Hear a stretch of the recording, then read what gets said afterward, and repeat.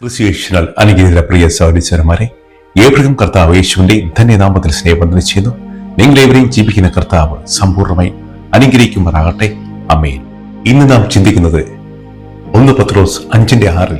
പത്രോസ് നമ്മോട് പറയുന്നു, ദൈവത്തിന്റെ ശക്തമായ കരത്തിന്റെ കീഴിൽ താഴ്മയുള്ളവരായിരിക്കുവാൻ തക്ക സമയത്ത് അവൻ നമ്മെ എടുത്തുയർത്തും. ഹല്ലേലൂയ. പത്രോസ് നമ്മോട് പറയുന്നു, നാം ദൈവത്തിന്റെ മക്കളെങ്കിൽ ആ ദൈവത്തിന്റെ ശക്തമായ കരത്തിന്റെ കീഴിലാണ് നാം എന്ന ബോധ്യം നമുക്കുണ്ടായിരിക്കണമെന്നാണ്.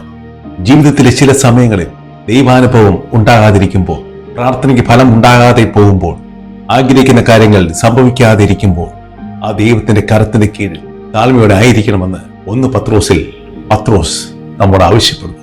ഹല്ലേലൂയ. ഈ വചനത്തെ ശക്തമായി സാധൂകരിക്കുന്ന 2 കഥാപാത്രങ്ങളിലേക്ക് നമുക്ക് കടന്നു ചെല്ലാം. മോശ ഈജിപ്തിന്റെ ഭരണാധിപൻ ആകേണ്ടവനായിരുന്നു. മരുഭൂമിയിൽ തന്റെ അമ്മായിയപ്പന്റെ ആടുകളെ മേയിച്ചുകൊണ്ട് 40 വർഷത്തോളം അദ്ദേഹത്തിന് കഴിയേണ്ടി വന്നു. കർത്താവ് അവനെ ഒരുക്കുകയായിരുന്നു. താൻ തന്റെ അമ്മായിയപ്പന്റെ ആടുകളെ മേയിച്ചു നടന്ന അതേ മരുഭൂമിയിലൂടെ പിൽക്കാലത്ത് യഹോവയായ ദൈവം താൻ തിരഞ്ഞെടുത്ത ജനമായ ഇസ്രായേൽ ജനങ്ങളെ മുന്നോട്ട് നയിക്കുവാൻ അവനെ ഒരുക്കി. അവൻ ആട്ടിടയനായിരുന്നപ്പോൾ അവന്റെ കയ്യിലുണ്ടായിരുന്ന ആ വടി പിൽക്കാലത്ത് ഇസ്രായേൽ ജനങ്ങളെ മുന്നോട്ട് നയിച്ചു കൊണ്ടുപോകുമ്പോൾ അവൻ ചെങ്കടലിനെ 2ആയി വിഭജിക്കാൻ ഉപയോഗിച്ചു. ചെങ്കടൽ മാറി അതിലൂടെ ഇസ്രായേൽ ജനങ്ങൾ ദൈവം കൽപ്പിച്ചതുപോലെ നടന്നുപോയി. ഹല്ലേലൂയ. അന്ന് ജിത്രോയുടെ ആടുകളെ മേയ്ക്കാനായി ഉപയോഗിച്ച അതേ വടി ഇസ്രായേൽ ജനങ്ങളെ രക്ഷയിലെ നയിക്കേണ്ട വടിയായി മാറി. ഹല്ലേലൂയ. ജോസഫിലേക്ക് കടന്നു വരുമ്പോൾ നാം കാണുന്നു, അദ്ദേഹം വേദനാജനകമായ പാതയിലൂടെയാണ് സഞ്ചരിച്ചത്.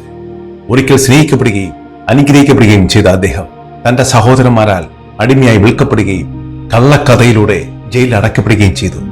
ആ ശൂന്യവേളയിൽ ദൈവാനുഭവം ഒട്ടുമില്ലായിരുന്ന സമയത്ത് പോലും ആ തടവറയിലെ ഇരുട്ടിലും ദൈവം സ്വഭാവത്തെ രൂപപ്പെടുത്തുകയായിരുന്നു. ഈജിപ്തിന്റെ കൊട്ടാരത്തിലേക്കും അതിലൂടെ ഈജിപ്തിനെ ഭരിക്കുവാനും. ഹല്ലേലൂയ.